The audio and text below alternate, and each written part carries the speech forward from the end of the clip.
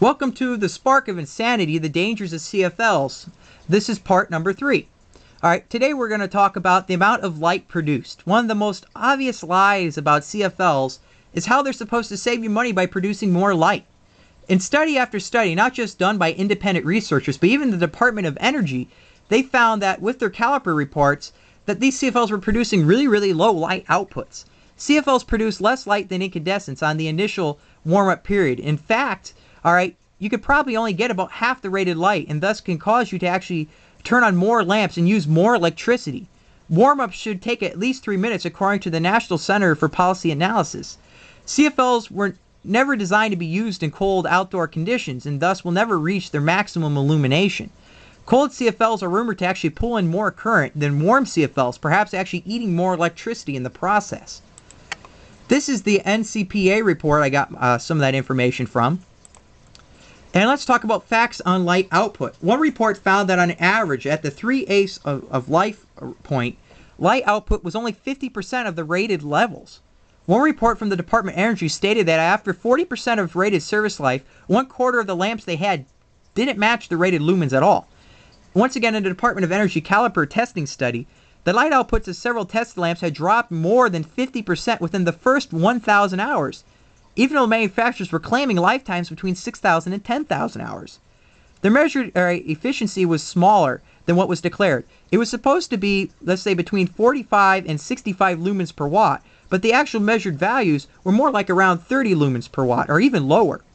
This is not all the controversy, but as you will see, this is a BBC news article essentially said that energy-efficient light bulbs lose on average 22% of their brightness over their lifetime. In some cases emitting just 60% of the light they were supposed to be. Of 18 energy-saving bulbs tested over 10,000 hours, they found that 3 just stopped altogether. This is a Telegraph report where they took brand new light bulbs in their perfect state of condition and would test how much light they actually offered. They said energy-saving light bulbs offer a dim future. This is that report. As you can see, conventional incandescent bulbs, alright, of 60 watts, we're developing anywhere between 101 and 126 lux. Alright, energy-saving bulbs, which were all supposed to be equivalent to a 60-watt incandescent now, we're producing sometimes as low as only 60 lux, and at most only being able to manage 79 lux, even after a 10-minute warm-up period. So, once again, you're not getting the same quality of light as you think you would be. This is that caliper report from April 2011, which I'm going to reference now. They found that 4 out of 33 products ranged from the 60 to 80 lumens per watt figure. 10 had efficiencies between 40 and 59. So essentially, only 14 out of 33 products were actually in the efficiencies that they were supposed to be between, let's say, 45 and 65. Alright, 16 of the products were between 20 and 39. 3 were between 1 and 19. Alright, and then you also have 2 products that were drawing about 1 watt to produce only about 1 lumen of light output. That's a great deal worse than what most incandescents have. Your 100 watt incandescents are capable of producing about 17.1 lumens per watt. The subject of life. As you've seen, CFLs degrade over the time you use them. The very subject of lifetime is not concrete, as they are notorious for failing early. It was noted how Pacific Gas and Electric was forced to restate the life of CFLs. The lamps were rated for only 9.4 years. When only used, of course, though, for 3 hours a day, yet field data found that they would last only for about 6.3 years, so they were making a major overstatement. It is important to note that a CFL is a complex piece of electronic equipment. It's not just a simple plug-in. It's not just a filament. And it is reported that for every accurately rated CFL out there, there's about 10 that will fail. Many CFLs, when you buy them out of the box, don't even work at all. Unfortunately, except under a fairly narrow range of circumstances, CFLs are less efficient than advertised. Manufacturers claim that the average lifespan of a CFL bulb is 10,000 hours. However, in many applications, the life and energy savings of a CFL are significantly lower, according to an NCPA report. I'll show you that report later. This is the Wall Street Journal. They had the actual article here discussing how lamps had to be re-rated from 9.4 to 6.3 years. In that article, they mentioned the World Bank has helped dozens of mostly poor nations begin to switch to the bulbs to make electric lighting more affordable. Last June, for example, Bangladesh gave away 5 million bulbs in a single day. I don't know if you have much research on the World Bank, but if you look into it, it's a pretty interesting organization that not always helps developing nations. And if you have a bunch of toxic products, you might as well give them to poorer nations. An educated response. Ron Huai, sorry if I'm pronouncing that wrong, a chairman of the Electronic Engineering Department of City University of Hong Kong, shared concerns about CFLs to CNN. Ron Huai was the co-author of a peer-reviewed journal on CFLs. I'll let his words be shared. CNN asked him, most have the impression CFLs last a long time, but you are saying this is not the case. The manufacturer will quote 7,000 to 10,000 hours of usage, but the actual operating time is based on the temperature. CFL's component, the electrolytic capacitor, is highly temperature sensitive at the moment, and the best one has a lifespan of 10,000 hours at a temperature of 105 degrees Celsius or 221 degrees Fahrenheit. But in practice, the temperature would be a lot higher and could go above 130 degrees Celsius. Every 10-degree increase in operating temperature means the lifetime drops by 50%. Very often, when CFLs fail, it is the electrolytic capacitor that has failed. The failure rate is high, typically 6 to 9 months, particularly in some regions. This is the internal of a CFL. You'll see here that it's more than just the part that lights up. There's a lot of electronic components. This is a closer look with an earbud for comparison. There could be anywhere between 28 to 40 parts inside that CFL that could fail. Cost of production. The cost and use of resources to manufacture a CFL is by far beyond what it would take to build an incandescent bulb. Dutch researchers at the Technical University of Denmark concluded that a CFL takes 5.7 times as much energy to manufacture as an incandescent.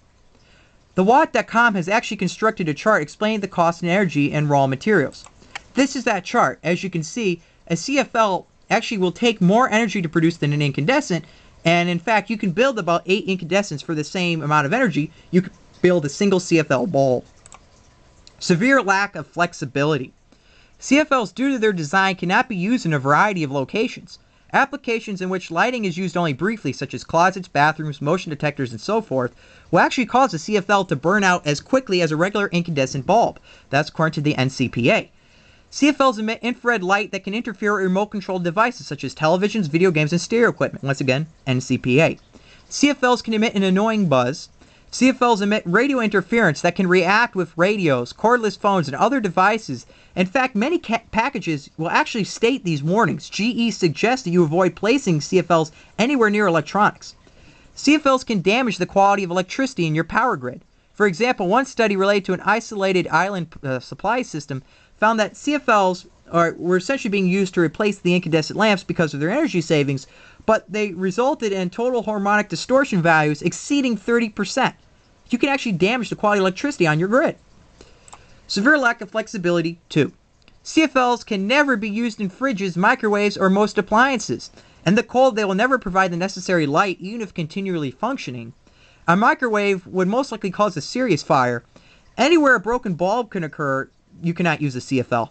Imagine the mercury poisoning if you try to use a CFL in such locations.